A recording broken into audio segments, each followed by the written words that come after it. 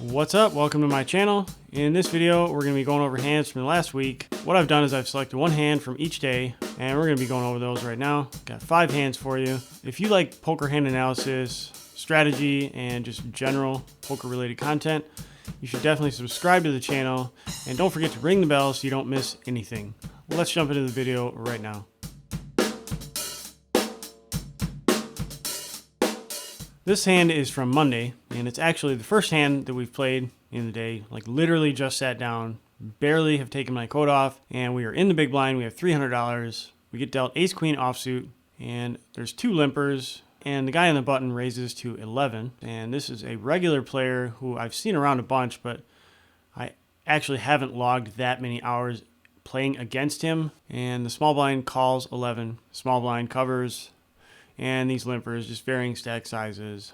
I do consider just calling, but if I just call, we're going multi-way. You know, we're going to be 5 ways to the flop, and we're going to be out of position, and probably going to be check folding a bunch. So I think it's better to just 3-bet, and maybe we could potentially win the hand right here. 3-bet to $55. Pretty quickly, the limpers fold and get out of the way, and it's back on the button, and he's kind of hesitating for a few seconds, and ultimately he announces all in. And a couple seconds later, he starts moving his chips, and the small blind folds pretty much right away. So it's back on us, and the dealer gives us a count, and it's $211. So, you know, I'm sitting there thinking, first of all, like, what does this guy have? And I'm thinking, like, okay, he's probably has a pair, I guess. Like, but you know, he's a regular player. I've seen him around, but I haven't really logged a lot of hours with him. But I know he's sort of a grinder, at least as far as I know. So I'm starting to wonder, is this guy capable of like 4-bet bluffing us and, you know, with something worse? Like, is he going crazy with ace-jack or something? And I just don't really have any evidence of that. And then, you know, next thing I'm thinking about is, you know, what is this guy likely to have? And the first thing I think about is he probably has pocket kings because, you know, we have an ace, we have a queen, and he's 4-betting. So it's got to be pocket kings, maybe jacks or 10s, or ace-king. That's pretty much the range I put him on. And then I start trying to calculate the price that I'm getting, the pot odds, and if the pot odds would justify that kind of call and whatever. But I can't really think that clearly. Like I said, we just sat down. I just, for some reason, I can't even count in my head like the amount that's in the pot. And usually this comes very easily to me. And it's just about that time that the guy says to us, he's like, "Can you beat a big pair?" And I just don't say anything. And I'm still trying to think. And then he says, "If you can beat a big pair, then you should call." You know, once again, I'm just like, is this guy ever going crazy with like 8s, 9s, 10s, jacks, something that we're flipping with? And I'm like, it's pretty unlikely. He probably has kings or ace-king. So ultimately, I just decide that we definitely need to fold here. And then I'm kind of like, why did it take you so long to come to this conclusion? This is 1-2, and it's a 4-bet. Just fold. So then I release my cards, and we make the fold. And the guy is kind enough to show us pocket kings. So he did have exactly what I thought he had, but we're going to live to fight another day. That would have been a pretty bad spot. So let's get to the next hand. All right. This hand is from Tuesday, and we are in the hijack. We have $300, and we get dealt ace-king offsuit. Once again, this is the very first hand that we play for the day. We just sat down a few moments ago. So the table is mostly unknown players, and we don't know anything about them for the most part. There's a couple players that I've got a few hours with. Under the gun limps in, and he covers. And under the gun 2 raises it up to $12. And this player is one of the players I have played some with, and they're definitely more aggressive than most of the other 1-2 players. And I wouldn't say that they're tight. Definitely not tight. Raising range is somewhat balanced. When the action folds to me in the hijack, I definitely think that a 3-bet is better, so we don't, you know, go multi-way. And decide on $35, and as soon as I release the bet for $35, I kind of think, maybe I should have gone a touch larger. You know, this limper's in here. And then the action folds to the small blind, and the small blind is playing a bunch of money, and he makes the call for $35. I would estimate somewhere in the vicinity of $600 to $700 stack. And the big blind makes the call as well, playing also $600 plus. And under the gun makes the call as well, playing probably $400 to $500. And by this point, under the gun 2 is just like, how can I fold? And They make the call. So Under the Gun 2 is the shortest stack of them all, probably about $200 behind. So that didn't go as planned. So we're off to this flop, 5 ways. And the flop comes King 10-6 with a couple of clubs. The action checks to us. And I'm kind of sitting there thinking about, like, okay, how much is in the pot? And I'm like, around 175. And then I'm thinking, like, I have a really goofy stack size. Like, how do we set this up so, like, I can bet a reasonable amount to, get value, but not be obscenely short stacked on the turn? And the first thing that's going through my mind is, like, I don't really know the blinds or Under the Gun, but all 3 of these players cold called 35 with nothing invested. And I think that in itself indicates that this table has definitely got some gamble. So that being said, I think a small bet and just allowing these people to call with who knows what, gut shots, all sorts of stuff. Like, what are we even afraid of? Like, what cards do we not want to see on the turn? I think it'd just be real dicey if we bet 50, 75, $100. I think we could potentially get called in multiple spots or whatever. It'd just be a mess. So ultimately, I just decide, like, to just go for max value, and sometimes we're going to value on ourselves. But I do decide to shove for 265. So we announce all in and move the chips over the line. And the action's on the small blind. He hesitates for just a few seconds, and he makes the fold. And then the action's on the big blind, and, like, this guy goes into the tank for real, like, at least 2 full minutes of sitting there and asking how much it is and eyeballing me. And, like, I very, very rarely even consider calling the clock on anybody, but it was getting to that point where I was starting to think to myself, like, okay, if he takes another 30 seconds, I'm probably going to have to call the clock. Like, I don't know what this guy's doing. And finally, like, begrudgingly, this guy folds. Like, he doesn't want to let these cards go. And Under the Gun kind of tanks a little bit. And I'm like, dude, like, you've had all this time to think. But then he releases. I thought it was going to be another tank fest. But he releases cards after 3 or 4 seconds. And Under the Gun 2 folds pretty much right away. And just kind of say to the guy in the big blind, I'm like, man, that was a tough decision. I was like, man, I'd like to have that 2 minutes of my life back. I think it was a really goofy hand, and all that action pre-flop just made everything weird after the flop. I'd definitely like to hear your thoughts. If you have any, post them in the comments below. So I have some good news and bad news. I'll just tell you the good news first. I'm working with a publisher. I'm going to be writing a book, and that's the good news. The bad news is I'm going to have to tone down the YouTube content for probably a month or 2 while I finish the project of writing the book and playing poker as always. So I would certainly appreciate your patience and your support.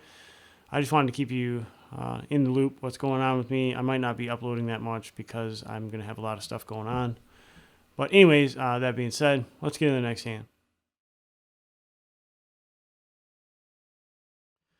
All right, this hand is from Wednesday. We are in the hijack. We have $349. And we get dealt Ace-King offsuit, and this is probably halfway through the session. Under the Gun is a short stack, raises it up to $20, and I would estimate his stack in total is probably $60 or $75. Under the Gun 1 makes the call for 20, and playing a very similar stack size, very short stacked, and the action folds to us. And my first thought is, like, okay, like, Under the Gun is probably not folding, and Under the Gun 1 it probably isn't folding, and is there any version that I'm going to fold Ace-King for $75? No, I'm not folding Ace-King. So we decided to 3-bet to try to isolate Under the Gun and Under the Gun 1. And we bump it up to 120. And pretty quickly, the action folds around to Under the Gun. He's in there, makes a call right away. $61 is the count. And right after him, Under the Gun 1 happily pushes his money in. And he's all in for 68. We're going to the river 3 ways, and all the action is closed. There's $14 on the side pot, and the main pot is sorted out. And the flop comes 10-10-7, and the turn is a queen, giving us a little hope. And the river is a 3, so we brick out.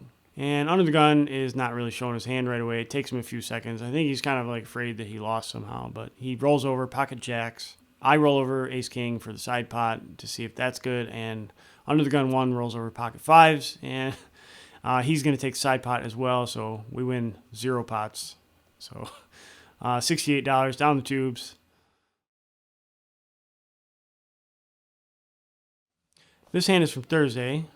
Once again, the very first hand of the session. Several unknowns at this table. We are under the gun, $300, and we get dealt red pocket eights. I think we're playing 8-handed at the moment. So I raise first in to $12.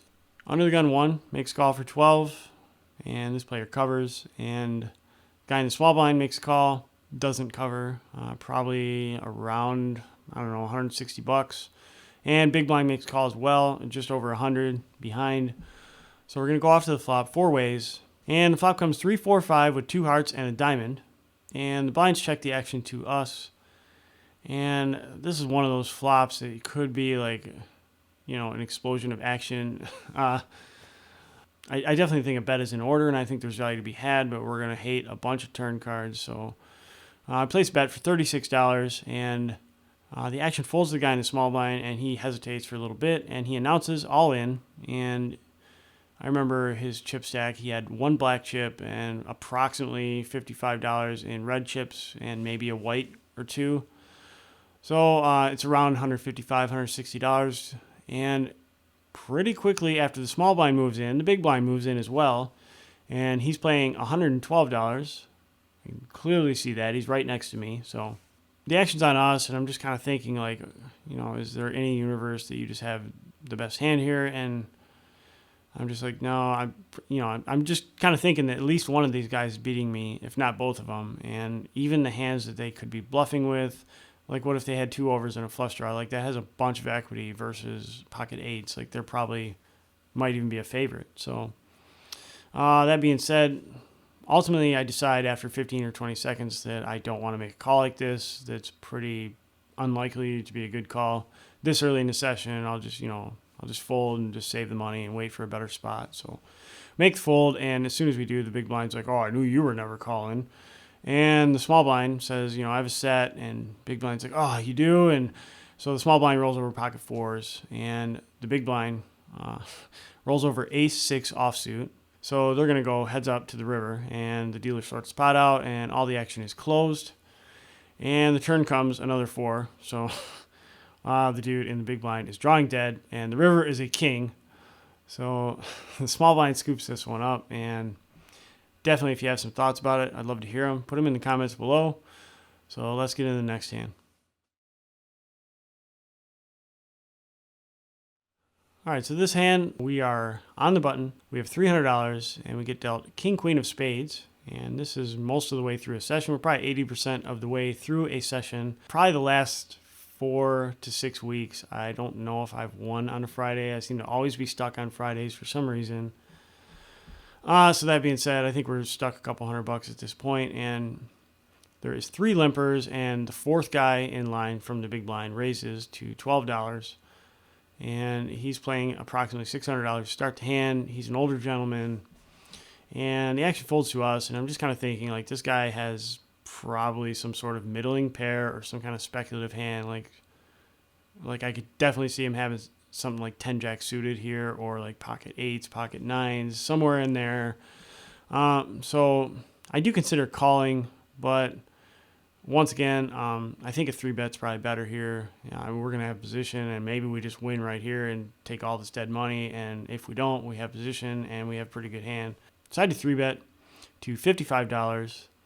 And the action does fold its way back around to middle position. And the middle position kind of hesitates for just, 2 or 3 seconds. And he makes the call for 55. So we're going off to the flop, heads up. And the flop does come pretty good. For us, it is queen 10-8 with 1 spade. And I'm kind of thinking, oh, that's pretty decent flop for king queen. Backdoor flush draw, top pair. But then my opponent in middle position starts stacking chips. And it looks like he's about to just lead into us, and sure enough, he slides a stack of chips over the line, and the dealer counts it up. It is $95, so that's kind of weird. That kind of caught me off guard, and I go back to what I was thinking pre-flop, and I'm pretty sure that this guy has some sort of speculative hand, and I thought he was pair heavy pre-flop. I thought that's mostly what he's going to have, is like a middle pair, and I don't know why he's betting, because I probably would have bet myself. But honestly, I think he just flopped a set, 8s or 10s, just based on his body language alone, how he placed the bet. He was just like cool as a cucumber. Like he doesn't look nervous at all. Like he totally confident looking. And furthermore, like this guy hasn't been gambling at this table at all. Like he's been pretty tight, pretty cautious. So, yep, just going to make the fold here. Top pair, no good. I don't want to go down some slippery slope and making a call and turning a flush draw, and then we have to go all in, and we're just losing the whole way. So definitely decided to just make a tight fold. And one of the things I do when I fold in a situation like this is I'll watch my opponent when I fold. And I remember I showed him the queen of spades when I folded, and I just kind of like watched for the reaction on his face. And when he saw the queen of spades, I could see the disappointment on his face that we folded. So I don't know why he chose the lead, and I don't know if I'm right, but I think 98% this guy flopped a set, and he was trying to protect his hand and get action. I think we caught a pretty lucky break here on this Friday, and we were able to get away for the minimum on this one. So let me know what you think. If you have any comments or thoughts about this hand, post them down below in the comment section. In case you're unaware, I do have a whole bunch of other videos, a bunch of uploads on my channel. For example, I have a series on how to plug leaks at 1-2. It's kind of like a crash course to 1-2 or 1-3 No Limit Holdem for players just trying to break through and become profitable. Also, if you head over to my website, I offer poker coaching over there for 1-2, 1-3 players that can't beat the game. And it's definitely been pretty effective for my students that I've had so far. And there's more information on my website about that. And I also sell merchandise, t-shirts and hoodies to support my channel and support my efforts. Any purchase is greatly appreciated. Like the video if you liked it, and subscribe and ring the bell, all that stuff. I'll see you in the next video. Take it easy.